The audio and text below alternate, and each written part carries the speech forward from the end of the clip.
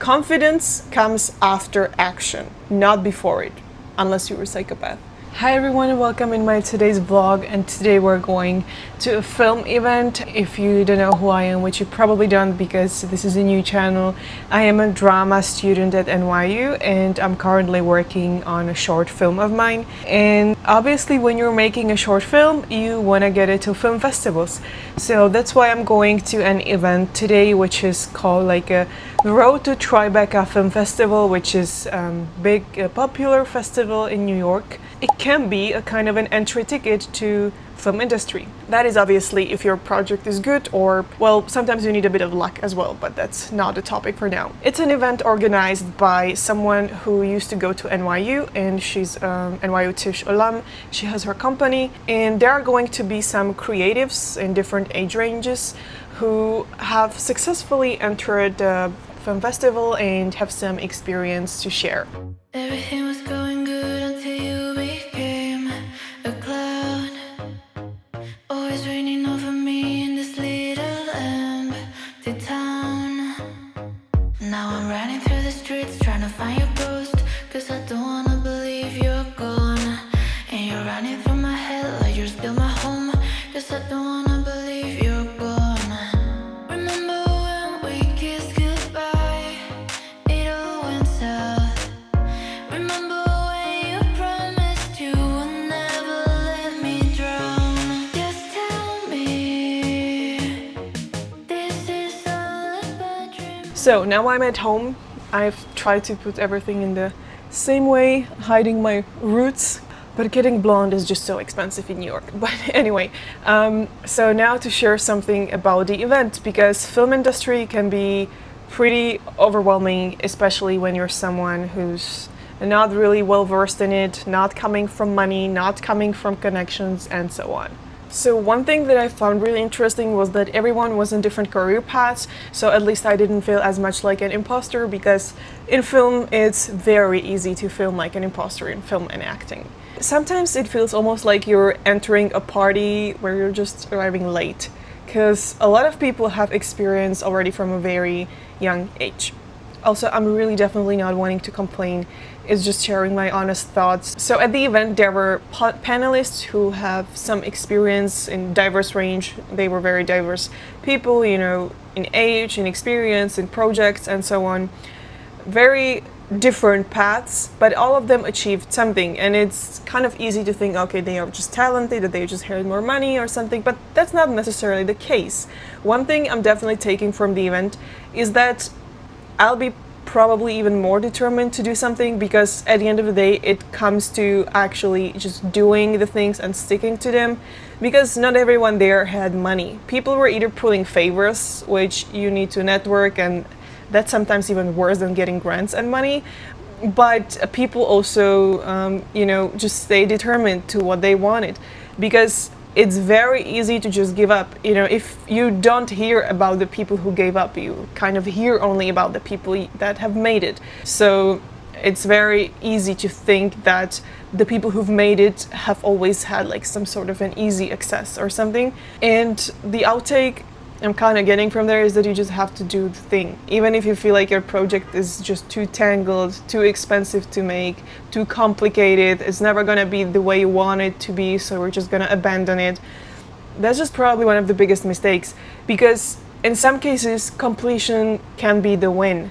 Literally the completion, which is a huge problem for perfectionists like me. And I've already been kind of straying away with my own project, thinking, oh, maybe I'm just not gonna be able to do this, because the visuals, the vision I have for it could be just too expensive to achieve, and so on. But before you complete the script, you just exhaust all your resources, ask people around, enter online group chats, enter different events to get to know people, and so on. There are so many things you can do, create endless spreadsheets. There are just so many things you should do before you declare your project as like impossible to make or to produce. Obviously there are things that might be more and less doable. There are compromises you might make. You need to evaluate, is this something that would compromise my whole project, or is this something that just compromises something for my ego or whatever. You might have to reduce certain visuals, certain very specific expensive locations or anything. But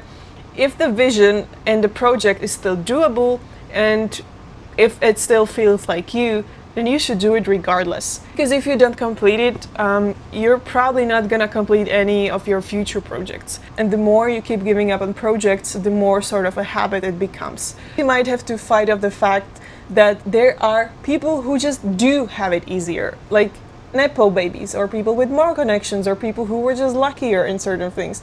But you always need to be prepared and really open to luck coming your way. You know, luck is not gonna really come your way, or at least most of the times it doesn't, if you're not prepared and if you're not doing the work it requires beforehand. So if you want to get as lucky as possible, which who wouldn't, then you also need to be as prepared as possible. What inspired me at the event? I was definitely inspired by people sharing their success stories from literally nothing. There was a girl, one of the panelists, Maggie Brown, who created her documentary. It's on Netflix, Demystifying the Period, and it was about teaching girls in India to make their own menstrual products. And this film got, I think, nominated to Oscars as a short, as a documentary short. And she didn't have any like budget or really, well, she did have probably connections, because she mentioned that she was pulling a lot of favors, which helped her create the whole thing for $3,500, which is obscenely low based on the other budgets that I've heard. I've heard that making a short, like a high quality short, under $20,000 is cheap. So wish me good luck with finding grants for my short. But there are success stories like that. She, recently graduated Columbia University, and she made this while taking like a gap semester or something like that in at university. And that's just really inspiring to hear. She wrote the script in 2 weeks. But it's just so inspiring to hear people being like, I've just made it. Like 2 weeks and the script was done. And the budget, well, we just did what we could. We pulled favors, we got some money, and then we just went for it. And that's the thing to get things done. Obviously, you don't want to do the project if it's still in a sort of a premature phase. But once you really put effort in it, you just need to go. Because otherwise you lose the momentum, and then the idea can feel too foreign to you, like it's not even yours anymore. And that's, I feel like, one of the worst sort of artistic griefs you can experience, when the idea just stops feeling like yours. And you can't even find yourself completing the project because it just feels too alien to you. Even though it was something born out of you, suddenly it feels like it's just not yours. And so the outtake is that you don't need like a whole detailed roadmap, but you just need to always have the next step laid out. If you try to always come up with the next step, do it as soon as you can, and then come up with the next step again, and just keep moving forward, you're gonna achieve and complete the whole thing, which is the biggest success. And although the industry feels kind of impossible from the outside, if you just start slowly but really adamantly chipping away bits and bits from everything, you're gonna slowly get into it, and the more people you're gonna know, and the more experience you're gonna get, the more you're gonna just feel in it, so that it's gonna be almost impossible for you to feel like you're just gonna be spit out. Once you're gonna be really in it, you're gonna, claw onto certain things and hold onto certain things that it's just not gonna be possible to spit you back out. And the last thing that's extremely crucial for this whole thing is that confidence comes after action, not before it, unless you're a psychopath. Normally, it just doesn't come before action. People who are confident usually have made a lot of action and actionable steps to get where they are, and they gain the confidence on the way. And if you're a beginner in something, it's natural that you're not really that confident in it. But once you're making efforts towards action, the confidence is gonna just stick to you, and you're just gonna be slowly getting there. Personally, I have really no clue how I'm gonna build exactly a career in this industry still, but what I realized after this event is probably that that's not even exactly the right question.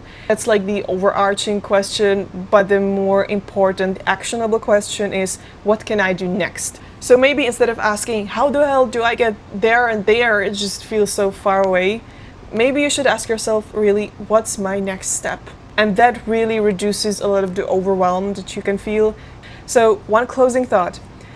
Everyone at the event just had to start somewhere. Most of them started with way less certainty and way less confidence than their careers suggest now. Because, as I said, confidence comes only after, not before action. I hope you liked this video. I hope there's some takeaway that you can take from it. And if you're someone trying to enter a film industry or acting or anything creative, then please let's connect, leave a comment, let's leave a follow. If you have a YouTube channel or social media, please feel free to leave me a link. I will be really happy to connect with you and we can share ideas or just share our fights and whatever, anything that comes with it. Let's just share stuff because sharing is caring. So I really hope you like this video and hopefully see you in my next one. Bye bye. Everything